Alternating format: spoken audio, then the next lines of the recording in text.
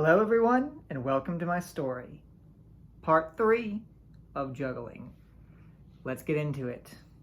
So, let's do a small review of everything we've learned so far before we get to the most difficult of all juggling powers.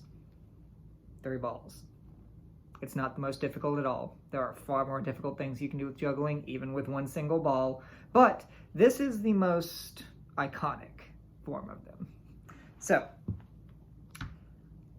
begin either standing or sitting, elbows to your side. Do not let them leave your side. Toss one ball to the side. Try to get a nice, good arc, staring forward, keeping the ball from exiting your field of view, even at the height of its arc. Once you've warmed yourself up doing that, go to the second ball. 1, 2, catch, catch. 1, 2, catch, catch. 1, 2, catch, catch. 1, 2, catch, catch. Once again, if you are having trouble with your offhand, practice that for a little bit. Try to get a smooth, consistent arc, and when you get to 2 balls, try to make sure that the throws are consistent each time.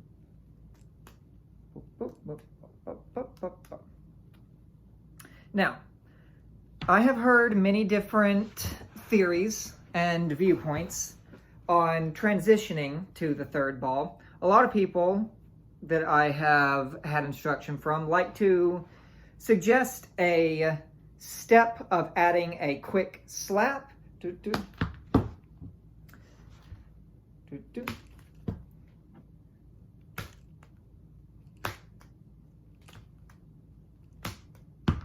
But I've never personally been a fan of it. I think it simply is a delaying tactic for a lot of people. It certainly was when I tried to do it. I rapidly got frustrated with it, and I think the best way to get to the third ball juggling is just to grab the third ball and get going. So, once again, warm yourself up with catching with your 3 prominent fingers on the hand in which you're holding the 2 balls. Here, I'll get you a better look at the grip here. 1, 2, 3, and final 2 holding the other ball in this hand. And this is a rhythm and pattern that you will probably mess up at first. I might even mess up right now since I'm out of practice of it. But think of it not as something you are trying to figure out with your mind. Think of it more like when you were a child and you were riding a bike, or you were learning to walk, or you were doing anything that you would then go on to do very easily without thinking very much at all later on. Or for a more recent example, driving a car. There's a lot of physical actions that go into these things that eventually your mind doesn't have to consciously think about. And this is what you're trying to train right now. You're going to mess up a lot because you don't have the neurons in your brain to do this action yet. But eventually, like magic, after hundreds, dozens, thousands of times messing up, you'll get it right, and then you'll suddenly, with more practice, be able to get it right consistently. But enough dithering. Here is our third ball, an appropriately Halloween festive one. So, the rhythm is this ball that you're holding in your 2-ball hand with your 3 forefingers goes first, this ball goes second, and this ball goes third. And the rhythm is that this ball goes while it's still in the air, or more appropriately, when it's at the top of its arc, you throw this ball. You will then catch this ball, and while this ball is at the zenith of its arc, you throw the third ball. Once again, don't try to consciously think about all this. Try to get it in your muscles. Again, worry not about how often you're going to mess this up. Or if you don't mess it up, if you get it really quick, be happy about that. For everyone that does mess it up like I did hundreds of times, you will get it. You are simply trying to let your hands figure out what your brain should not be concerning itself about. What your brain should be concerning itself with about is paying attention to your audience, having fun with them, and making it look like you're having fun. You should be having fun. All right, let's give it a go. 1, 2, 3. All right. By the way, don't try to continue right now. Try to get a good, simple 3-ball toss in which you catch all of them. We can continue after that. Once you get the basic rhythm down, it simply has to go on loop and repeat. 1, 2, 3. 1, 2, 3. 1, 2, 3. 1, 2, 3. 1, 2, 3. 1, 2, 3. 1, 2, 3. By the way, I'm counting for simple rhythm's sake right now. This is another thing that I've heard not as many differing viewpoints on, but I've heard at least some people say that when you are starting to juggle, it helps to start counting the juggles that you do. 1, 2, 3, 4, 5, 6, 7, 8, 9. I also find this to be a mental crutch because eventually it's just something your brain starts relying upon, and you have a hard time once you try to stop doing that in the middle of a performance. And you don't want to, say, in a performance, if you're doing a gig, if you're doing this at a birthday party, be having to spend part of your brain counting in your head while you're juggling. You want to be able to juggle as a simple physical action while you are talking to your audience. All right, so let's try this again. 1, 2, 3, catch.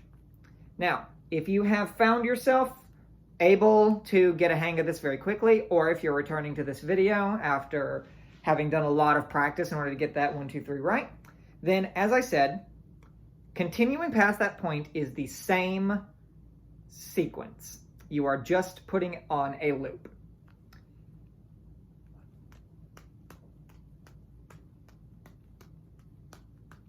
Yep, loop, loop, loop, loop, loop. Now, as you can tell, if you are like me, even once you get the basics of it right, you can, in fact, eventually mess it up if you lose rhythm. This is where practice comes in. Keeping your rhythm, once you've gotten the basic sequence down, is almost trivially easy. You just have to keep practicing at it. I have only recently gotten back into practice with this once I started doing these videos. So, I'm a little rusty. But if I spent, say, 5 minutes a day on this, like I suggest that you do, then I would be a very practiced juggler in no time. Able to perform at birthday parties, weddings, circuses, bar mitzvahs, traveling, shows, distracting guards while a heist is happening, anything that you can put your mind to. And that, my friends, is juggling. Let's go over those basics and foundations one last time, for old time's sake, and also because you should always be practicing the basics. I don't care how skilled or masterful you are. I don't care if you're working for Cirque du Soleil right now. You should be practicing your foundations and the very basics of what you do at all times. It's the only way that becoming a master turns into staying a master. So, elbows in, arms at a 45-degree angle. 1 ball. Keeping it within my field of view, staring forward, not having to focus on looking at the ball. Getting a good, clean arc. 2 balls. Whoop. Getting a good, clean arc even with my offhand. If you want to, I will let you know how to do the intermediate step if you find that it helps you. I don't claim to be all people. Sometimes it does help. So, where you would do the 3rd toss of the ball, the intermediate step has you slap your leg in order to try to get in your head the rhythm of the ball. So 1, 2.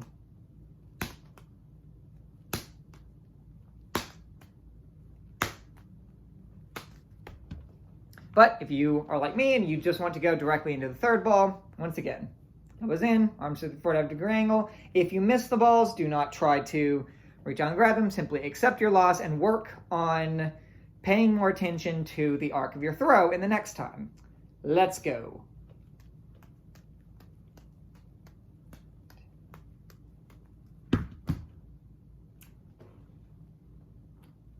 And there you are, at the start of a long and fruitful juggling career. It's been a pleasure working with you guys. It's been a pleasure teaching you. I hope you managed to have some fun watching me fumble around with multicolored balls. Thank you very much, and have a very nice day.